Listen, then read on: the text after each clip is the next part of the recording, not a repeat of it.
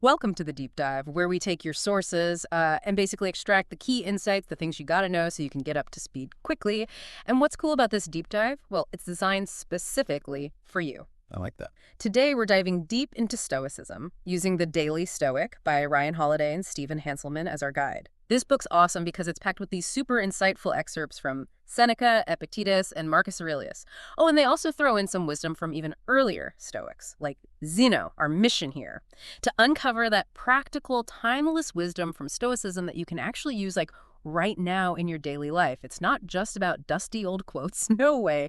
This book goes way beyond that. You get these fresh, modern translations, stories that make those old ideas come alive, historical context to ground everything, questions that really get you thinking, practical exercises to put things into practice, and really clear explanations of the Stoic viewpoint. So, are Okay. you ready to dive in?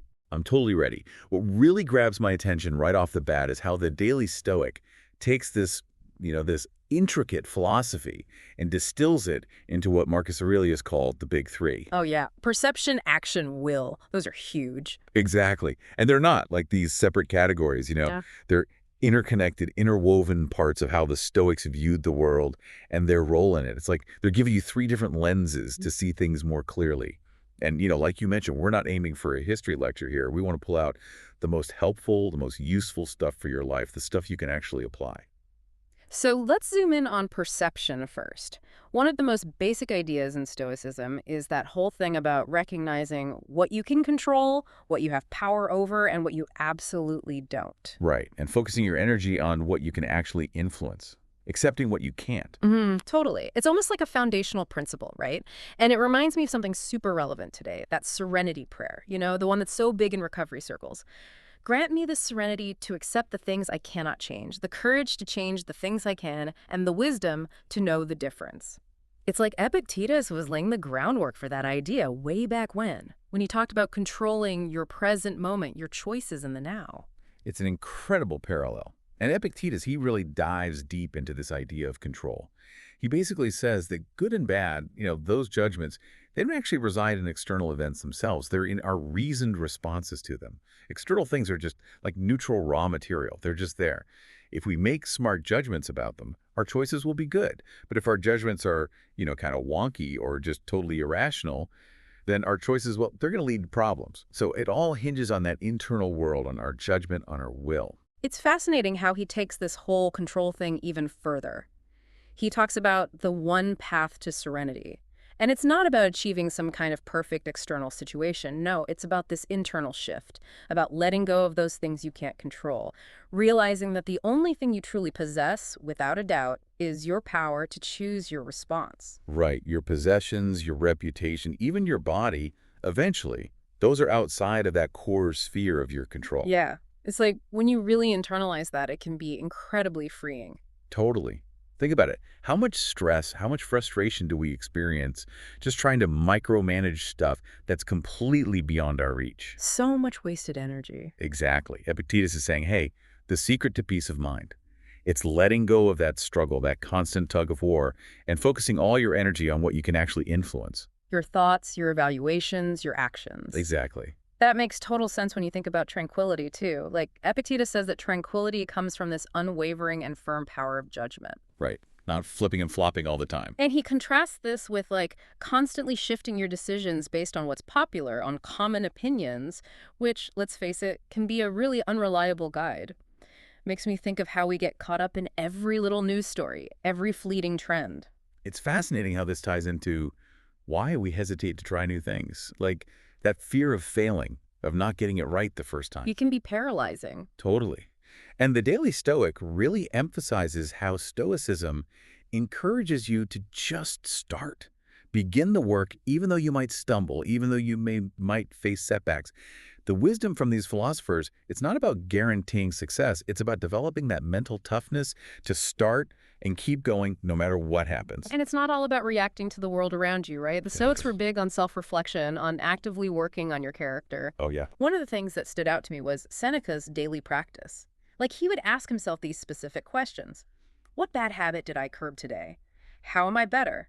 Were my actions just? How can I improve?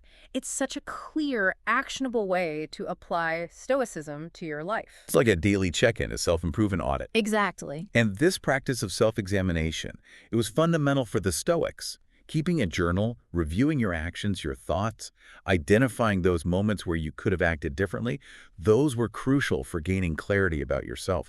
Like even Marcus Aurelius's Meditations, that wasn't written for an audience. It was his personal journal, a place for him to work through these ideas, to hold himself accountable. And the book also talks about learning by observing others, intentionally looking for people who embody virtue and trying to adopt those qualities yourself. It makes you think about who you surround yourself with, you For know. sure. Okay, so this leads us to the idea of simplicity and focus.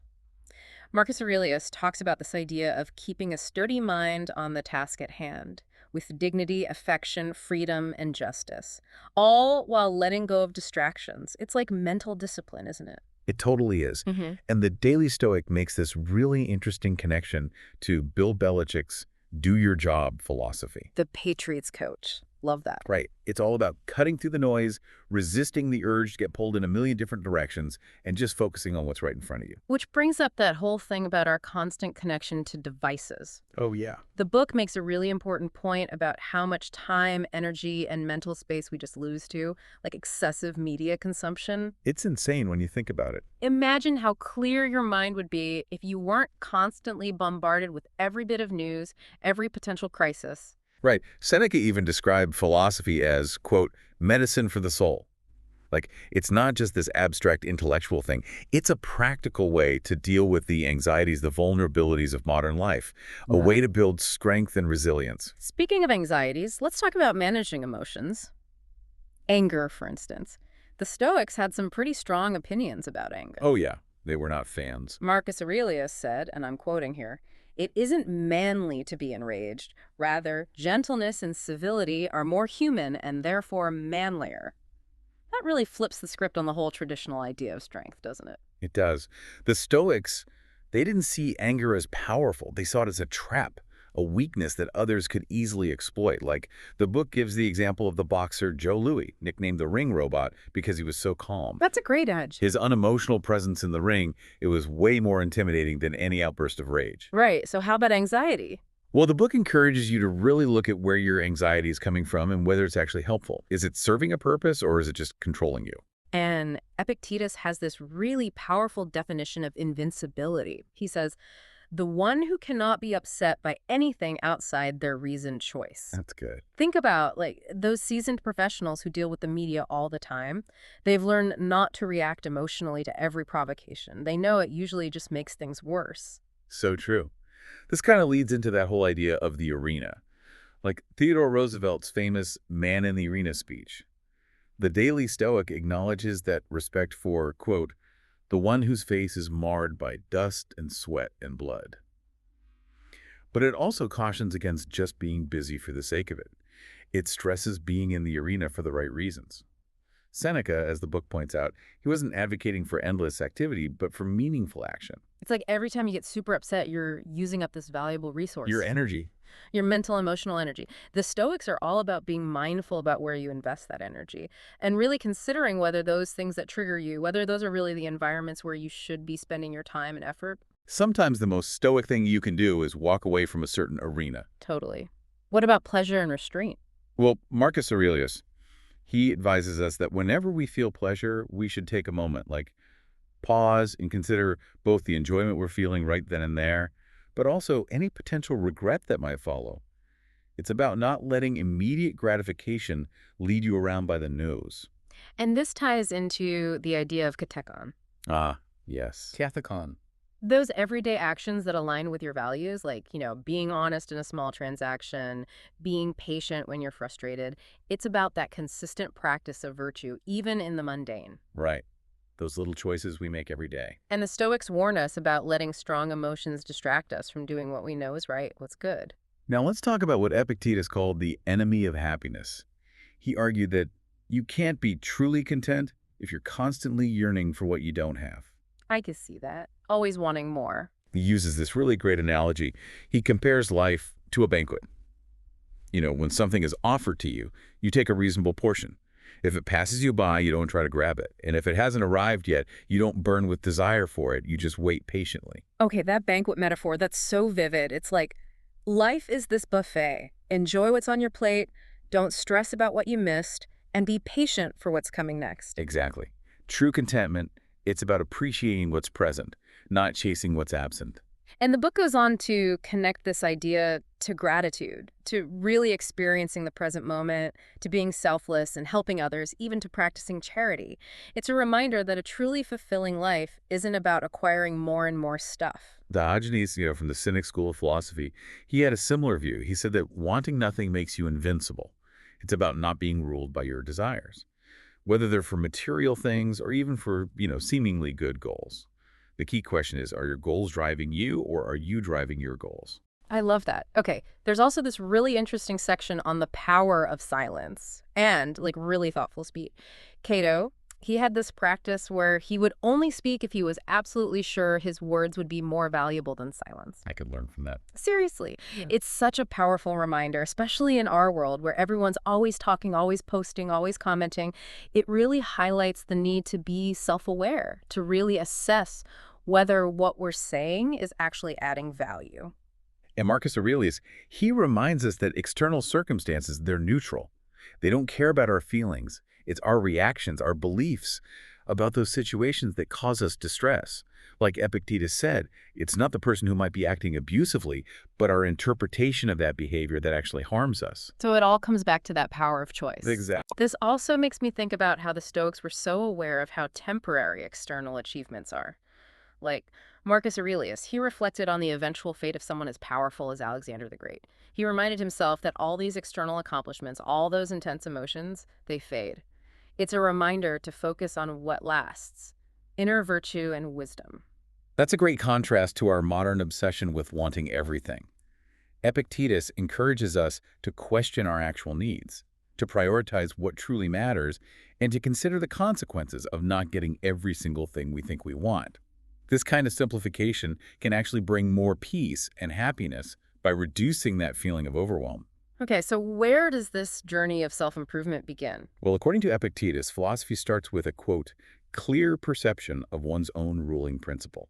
That's such a Stoic concept, that ruling principle, like your internal compass. Exactly. It's about becoming really aware of your core values, your deepest beliefs about what's important. Stoicism encourages you to use this internal compass to guide your choices. It's about self-awareness, recognizing those inner conflicts you might have. And realizing that if you're not working towards some kind of internal harmony, you're going to feel scattered. It's choosing to look inward instead of always being pulled by external pressures. And that internal awareness, that leads to freedom. The way Epictetus defines it, freedom is living as you truly wish, without being forced or held back by external factors. And the book points out how often we take on these unnecessary obligations, driven by vanity, by a lack of critical thinking. Seneca even talks about how disgraceful it is to enslave ourselves to things like money or social status. I love how the Stoics were also skeptical about just blindly trusting our senses. Oh, yeah.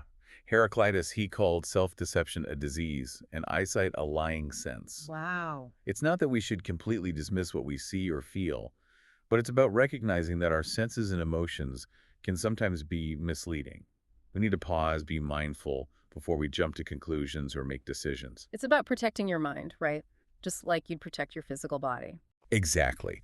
Like Epictetus asks, yet you hand over your mind to anyone who comes along so they may abuse you, leaving it disturbed and troubled. Have you no shame in that? Yeah. It's a powerful reminder about the dangers of passively letting things like social media or other people's opinions control our thoughts.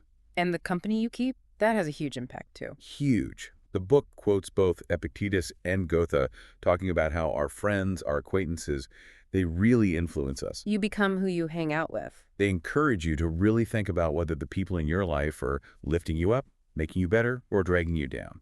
It's about consciously shaping your environment, not just letting it happen to you. So true. Even when things happen that are difficult or unfair, Epictetus encourages us to, quote, turn it around in your mind and you will see that what has happened is in keeping with reason. That's deep. It's about looking for that larger sense of order, recognizing our capacity for logic and reason, and focusing on how we can respond constructively rather than just playing the blame game. It all comes back to hypolepsis, that Stoic concept of how we perceive and form judgments.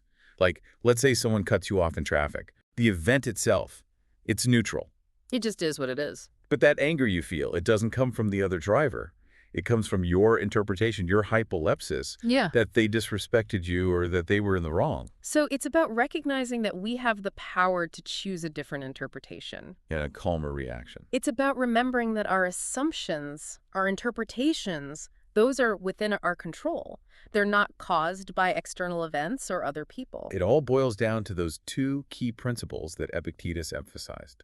One, nothing is truly good or bad outside of our own choices.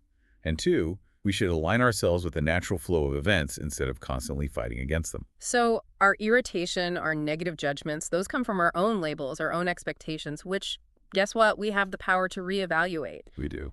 Okay, what about the Stoic approach to dealing with hardship? It's really interesting. Instead of wishing for a life without any problems, Epictetus suggests wishing for the strength, the virtue, to face them with courage. So building resilience instead of hoping for an easy path. Exactly. Okay, how about education? What did the Stoics have to say about that? Well, Epictetus, he defined true education as applying our natural understanding to the world correctly and being able to distinguish between what we can control and what we can't. So a degree, it doesn't automatically equal wisdom. Just because you have a piece of paper? Doesn't mean you can make good decisions in your life. Philosophical learning, it needs to be tied to our experiences to really mean something. There's this really thought-provoking quote from Diogenes the Sinope. He talks about how we often sell things of great value for almost nothing, and vice versa. It's so true. It really makes you think about what society values and what you truly prioritize in your own life. And Seneca, he stressed the importance of having a plan for your life. Yeah. A framework based on your principles. Without that, our actions become all over the place and we risk losing courage when things get tough. It's about living intentionally, not just reacting to whatever comes your way. Okay, so how much effort do we put into trying to impress other people? The Stoics really question that whole thing. Like, why are we seeking approval from people who are themselves flawed?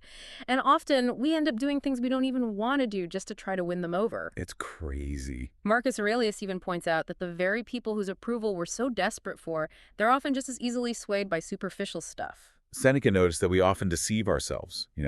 We create inner conflict with our own desires and plans that are pulling us in different directions. We get in our own way. Totally. The Stoics encourage deep self-reflection to figure out what you truly want and to stop working against yourself. Like Martin Luther King Jr. talked about the civil war going on within all of our lives. Powerful stuff. It is. And the Stoics were very aware of our biases and assumptions. Epictetus reminds us how often we're wrong about how things will turn out and about who people really are. We think we know, but we don't. It's so important to challenge those biases, to be humble about what we don't know. And developing that awareness, that allows you to analyze your own senses and question whether they're accurate. The Stoics advise us to go with the thoughts that are positive, constructive, instead of just relying on what feels right in the moment, which, let's be honest, can often lead us down the wrong path. And here's that fundamental Stoic principle again. It's not the events themselves, but our interpretations of them that cause us distress. Epictetus, he hammered that point home. It means we're responsible for our own emotional reactions. We are. Okay, what about Marcus Aurelius' idea of less is more? He applied that to actions and thoughts. He advocated for this state of cheerfulness, of self-reliance. Not needing constant validation from others. Exactly. He even uses this example of complaining about taxes, like to illustrate how different perspectives exist and how there are all sorts of taxes we pay in life, not just financial ones. I like that. Okay, how about paying attention to cause and effect? The Stoics were big on that. Marcus Aurelius advised paying close attention to what people say and the consequences of their actions. That resonates with cognitive behavioral therapy, Totally. The Stoics, they recognized how we project our own opinions onto the world. Opinions that are shaped by all sorts of beliefs, expectations, and often ignorance.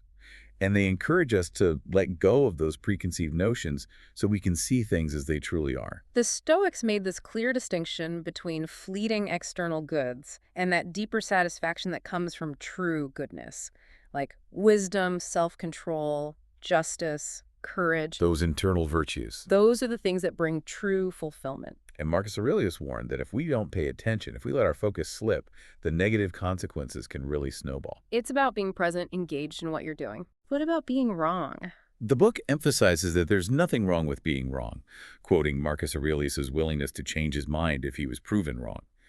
The ultimate goal is truth, and holding on to false beliefs, that's what's truly harmful. Cicero made that point too. The Stoics also found perspective by looking at nature, contemplating the vastness of the universe. Like that saying from Seneca, the world itself is a huge temple of all the gods. It puts our everyday worries into perspective. For sure. And Epictetus argued that questioning societal norms, really examining them through education and critical thinking, that's how you develop independent thought and strong character. That inner strength, it's like armor against outside pressures. And at the end of the day, the point of philosophy is to put knowledge into action. To walk the walk. Musonius Rufus, he emphasized that. It's about showing what you know through your actions, not just your words. So, true impressiveness, it's not about fancy cars or a big house. The Stoics believed it was about acts of kindness, about serving others. Musonius Rufus contrasted spending money on material possessions with investing in people and doing good for others. It makes you think about your priorities. It does. And Epictetus, he brings it all back to what truly matters. Your choices. Your choices. That's where good and bad reside. Everything else is just noise. And Seneca, he reminds us to embrace the present moment, to make the most of each day. Time flies. It does. We shouldn't just admire inspiring words, but actually strive to live by the examples of the people who spoke them. So important. And Seneca also observed that doing wrong, it creates this inner turmoil, this burden of guilt that can be way worse than any external punishment. What about kindness? Marcus Aurelius suggested responding to meanness with kindness. Not always easy. No, but it can have this amazing, unexpected effect. It can break that cycle of negativity. The Stoics believed that true well-being, it comes from living in accordance with your values, from your own actions, not from seeking approval or chasing fleeting pleasures. Our focus should be on our effort, on how we respond, not just on the outcome. And Epictetus, he recommended this practice of cultivating gratitude, appreciating what you have by imagining what it would be like to lose it. That's a powerful exercise. What about building positive habits? You know, like Jerry Seinfeld's don't break the chain method. I've heard of that. Epictetus suggested applying that to breaking bad habits by focusing on making good choices one day at a time. One day at a time. Marcus Aurelius believed that how you do anything, even the smallest task, reflects your overall character. It's about being fully present. And overcoming that inner resistance that Stephen Pressfield talked about. The force that tries to stop us from taking action. And Seneca argued that the value of life isn't about how long you live, but how well you use the time you have. Focusing on the task at hand, living with purpose. And Marcus Aurelius said that you can create your own good fortune. Not by just wishing for good luck. But by making smart choices, by being prepared. So you're increasing the probability of positive outcomes. Okay, last one. Where do we find true joy? According to Marcus Aurelius, it's in acts of kindness, in practicing self-control and making sound judgments, and in contemplating the natural order of the universe. Beautiful. And Epictetus, he leaves us with this question. Is being busy the same as being productive? Good question. True industriousness, it comes from aligning your work with your core principles, with your nature. It's about working with purpose, not just being constantly in motion.